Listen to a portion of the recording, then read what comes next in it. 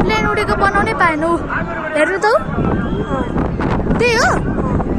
त्यही पड्का हो ग्यास होइन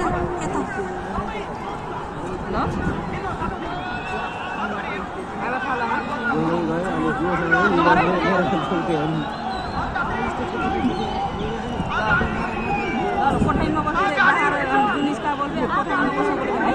फेरि आन्दोलन एकदम यहाँको पर्का लगेर बाहिर निस्कदै गएको छु हाम्रा कोठाइ सो एक बाहिर निस्कमा आन्दोलन गरेर बाहिर निस्कदै गएको भनेर